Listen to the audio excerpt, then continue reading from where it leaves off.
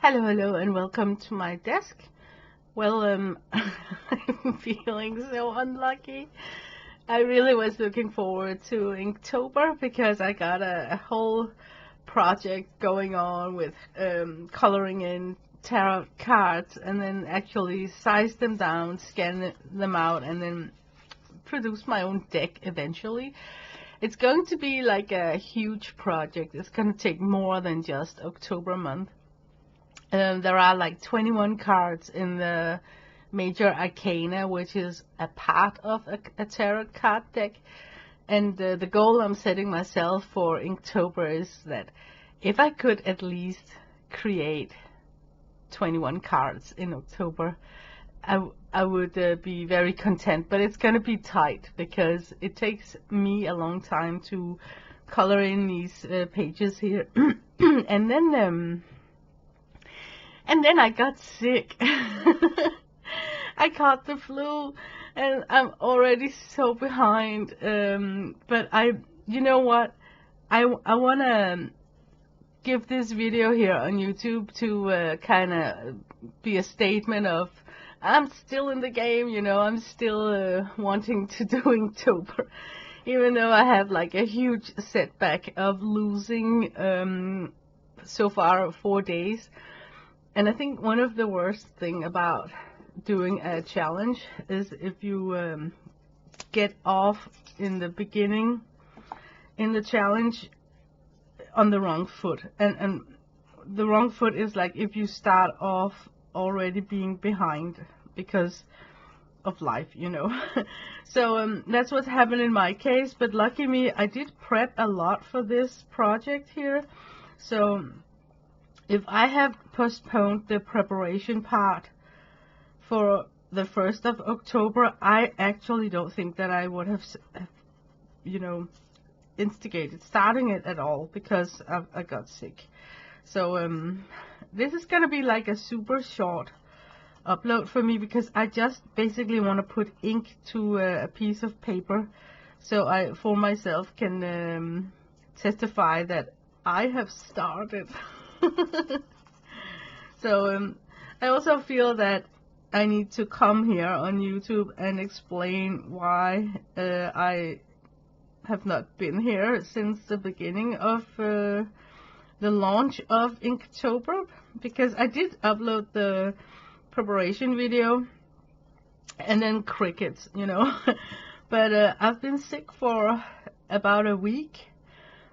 And I'm still not super fresh, so I got that cold sweat fever stage right now today.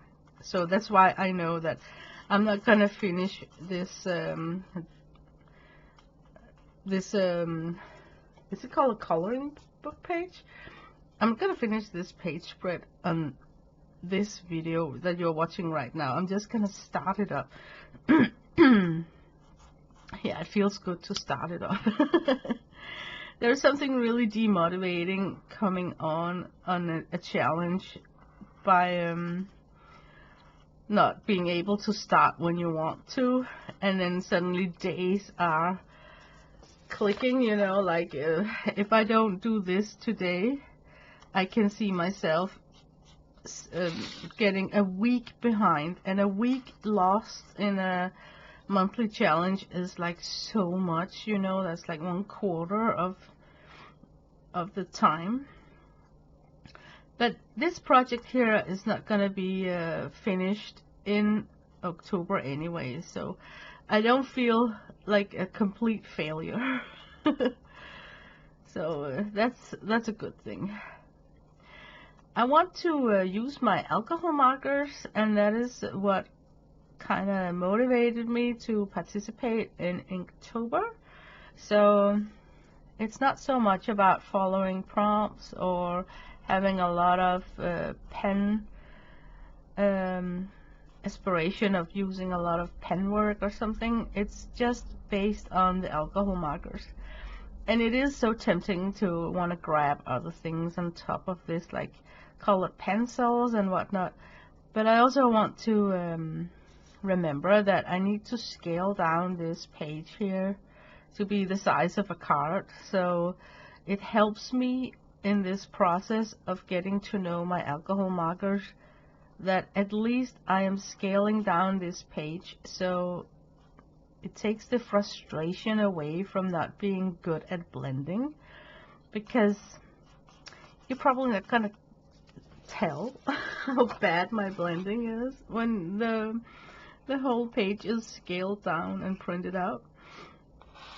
So I can completely recommend that if you kind of feel like I am, that your blending alcohol pages looks like crap. Try and take a photocopy of it and scale it down, and then you'll be pleasantly surprised, you know, like it still looks super cute and nice. But as you can see, there's a lot going on in this page spread here. So initially I would think that this was not suitable for a project where you need to scale down your artwork. There's too many details going on here for it to be cropped down into only taking up the space of 1/4 of this page spread. You know, so I really need to be mindful about preserving some white of the page also, and I'm trying to give myself a very dark background to calm things down, and yeah, just cross my fingers and hoping that the end result will look nice. I know that I will like the end result. I'm so proud of myself for taking out my alcohol markers. It is an art supply that takes the backseat of my creative space for some reason. And there's so many beautiful colors, and I love holding the barrel, these fat markers. I love holding them, and I think aesthetically pleasing they look when you have them bundled up on your desk. So I don't have a hate relationship to my alcohol markers. I just feel there are so many other art supplies that I enjoy working with more, that I give them less and less space. So Inktober for me is also putting a band-aid on my bad guilt of neglecting these markers. So when I am done with this tarot card project here, oh, I would feel so fulfilled. You know, the clouds of bad guilt, money wasted on supplies that's gonna dry out of, you know, me not using them, and not dry out because I used them up. There's a huge difference, guys. Can you tell? Let me repeat that. An art supply drying out, not because you used it, but because you neglected it. Yeah, I would feel like really bad if that happened. And so I was like digging in my stash, and then I actually found that I have these going way back from Let Reset Pro markers, and then they got bought up by Winsor & Newton. I need to focus on using those markers first, because they are like the oldest ones in my stash. But it just tells you how easily you can forget things. When I started this project here, I was completely unaware that I had the pro markers.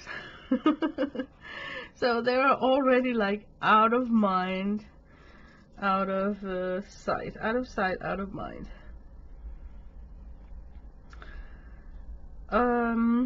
Yeah, these are like cardinal birds, so I think I will color them red, and then red berries here, and then green foliage, and then I will cringe when I need to color in this image inside of here, because it is so detailed, and he looks a little bit scary. So I'm also trying something super new that moves boundaries. Like, I don't think that I would pick this coloring book, all the images, if it wasn't for the fact that it's illustrations that belongs to a tarot card deck.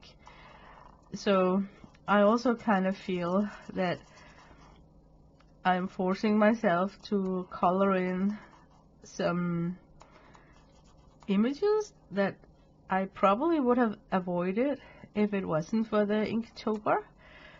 And that's what I love about challenges, is that it pushes me to select reference pictures and images that I often would avoid. So what I take with me after a challenge is often that it gave me a breathing hole from daily day, where it's so easy to have go-to images that you know that you like to color in, but suddenly you're just sitting there maybe doing the same thing over and over again. That's sometimes how I feel with, I love to draw faces, you know, and when I'm in an art rut, I can see on my artwork that most of my beginning paintings before the art rut starts is often a display of frontal face to face, you know, frontal face, like this is a frontal face, large image on a page spread. That's one of the signs of Lena starting to get an art rut.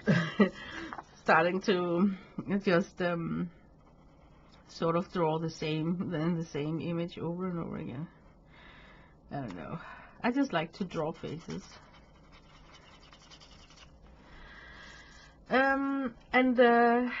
I like to draw faces with familiar art supplies that I know how they react. So suddenly I will become this person who don't really venture out into new stuff unless I'm pushed to it through some sort of a challenge like this. Okay, I need some foliage. I kind of like these olive tones here, but I can't keep on grabbing those. Yeah, look at that. Look at that. That is so likable. Look at this one here. It's like my favorite. I'm so gonna pick this.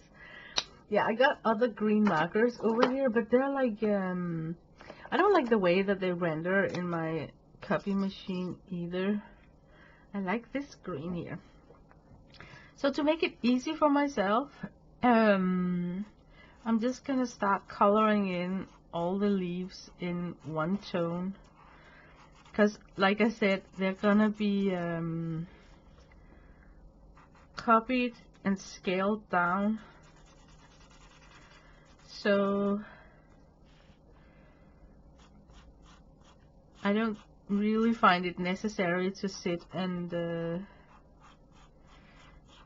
do too much intricate detail with these. So what I do is that I play with the values. Like I got a triad of values right here. So now I can go in and then enhance some of the features right here.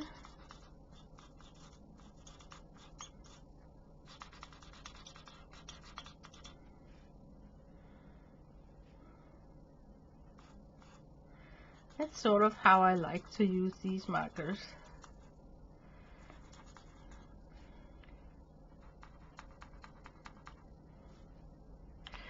You could of course go like super cray-cray with darker.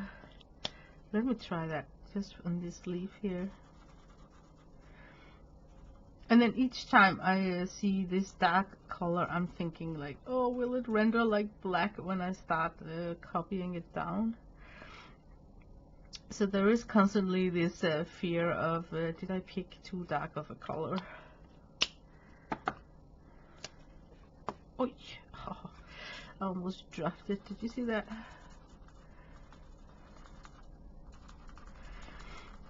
But yeah, I am so not feeling okay today. I got this cold sweat. So I am really just forcing myself to the desk But I'm gonna feel so good after this sitting here, because I had so much bad guilt about my horrible startup on this Inktober project here.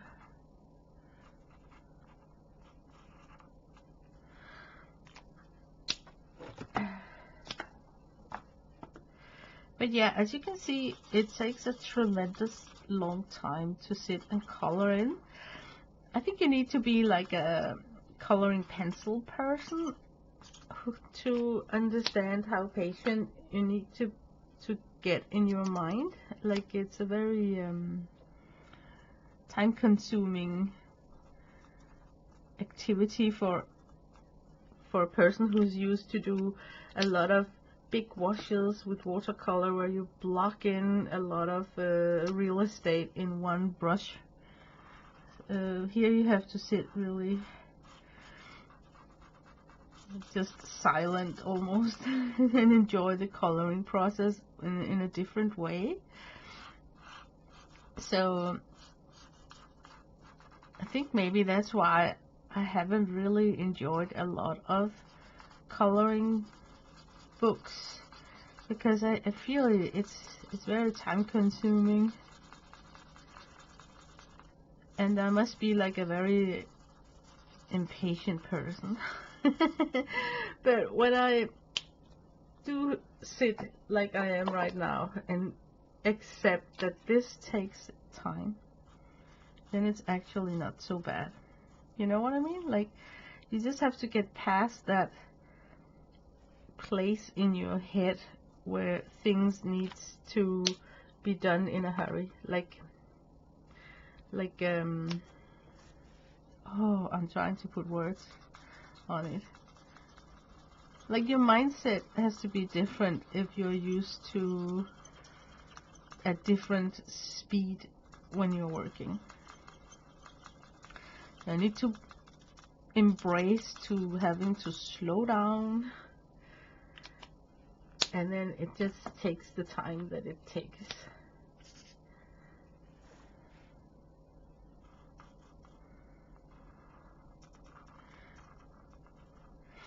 I am having a cold, so I can't even smell the markers.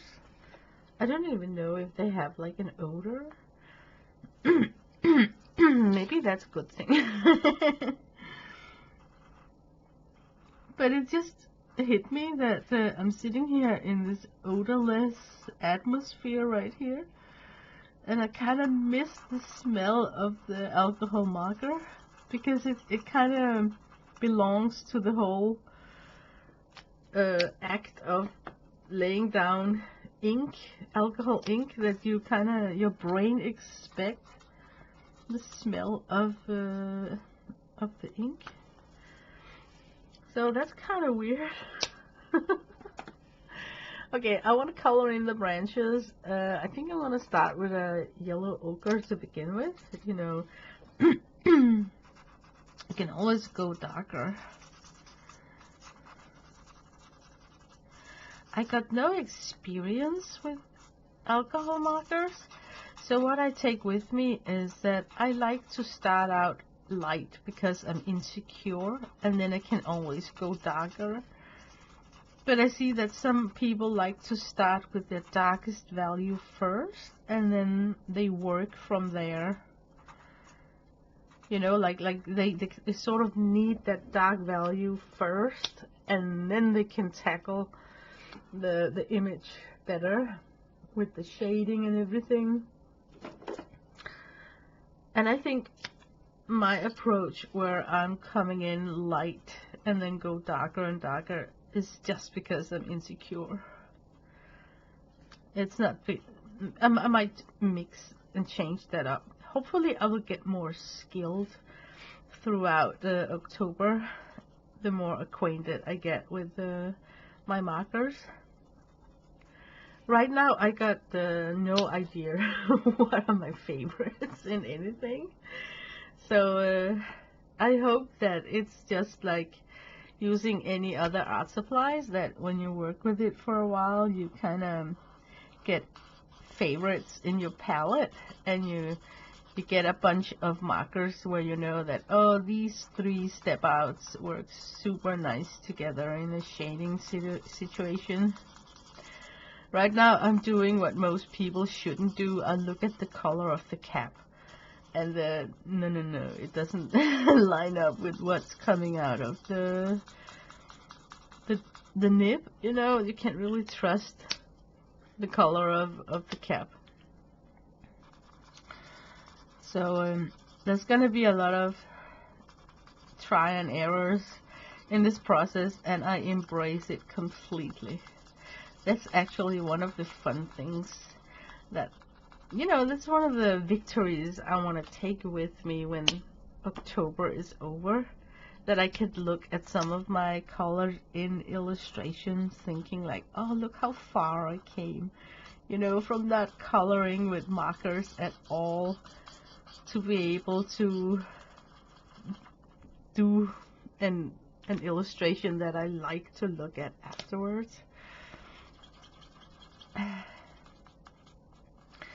I also want to talk about the paper. This is paper from a coloring book that I bought, and I did not copy paste it over on marker paper. I kind of feel tempted to try on some of them because I think maybe you are able to blend better when you are on that marker paper that I got in my stash. I seem to recall that the ink stays afloat on top of the paper longer than on this paper here, where I feel it just sucks right into the core of the paper. And look how saturated the backing is. So maybe it's not just me feeling it, but I really feel that this paper is drinking up the ink instead of but it also kind of helps me. Like, look at this, can you call it shading? I don't know, but that light area right there on the leaves is caused by the paper drinking up the ink, and not because I have some sort of crazy technique in oh, look how skilled she is. No, it's simply just a matter of one coat get swallowed up by the paper, and then when I go over it with even the same marker, and I'm not even sometimes switching the marker, when I go over it second time, I get a tiny shading effect from doing that. So I feel that the more pages I'm gonna color in, hopefully the better I'm gonna understand this process here, because I'm not sure that my marker paper got the exact same expression. Yeah, I'm sitting here rambling. Oh my god, I am so just letting my mouth run here. But basically what I wanted to do with this very short upload here is to just punch into the game and tell people here on YouTube that I'm still here. I just got the cold. I got the flu, and I'm on the good mending side. The worst thing is over with the flu. Oh my god, knock on wood. I completely forgot how it felt to have the fever. I apparently haven't had that for quite a long time. I forgot how uncomfortable it is to being struck by fever. So I am grateful that I am over those horrific nights where the fever was like just going nuts in my body. Yeah, and maybe I made it even worse for myself because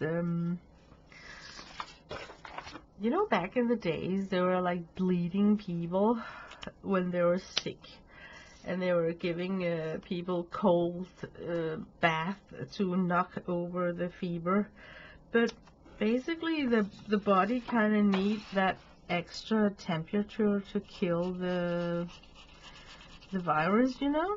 So the first 24 hours I did not take any fever reducing medicine or anything. I just let my body go nuts. And that was like very, like, what am I, a Viking? I guess so. I can't recommend this if it's not for you. But I think I actually scored some points on that battlefield, because guess who's also sick? My hubby and my son. So and I did not knock back my fever. They did, and they are still struggling. So maybe there is something crazy about trying to endure as much as you can the first 2 days and let the body really come up in heat and temperature and then just ride it out, you know, like.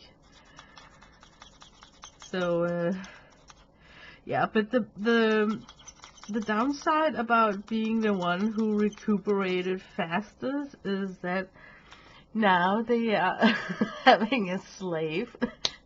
Like, now I am the person who is cured enough to service the rest of the family with edible things, you know. Darn it. So I didn't really think that one through, did I? So yeah. But yeah, we are not eating a lot. I'm gonna make some soup today. Some tomato soup with garlic bread. Because I think we need that buttery fat thing from the garlic bread to kind of get back some strength. So that's what I got planned today. Oh, yeah. I think my time is running up. I think I'm gonna just wrap it up from here. I'm glad that I just made this little upload here. I was thinking that maybe I could have colored in the cardinals and whatnot, but I can see, back to talking about how slow this this thing is, I can see that I cannot stay afloat to continue. So far, I just want to thank you for watching this video, and the message of this video is basically just that I am still keen on participating on Inktober, and I'm gonna come back when I feel better. And now at least we got put ink down to paper. So yeah, today we officially started. Wish you a nice week, and also a super nice Inktober if you are doing that challenge too. Bye bye.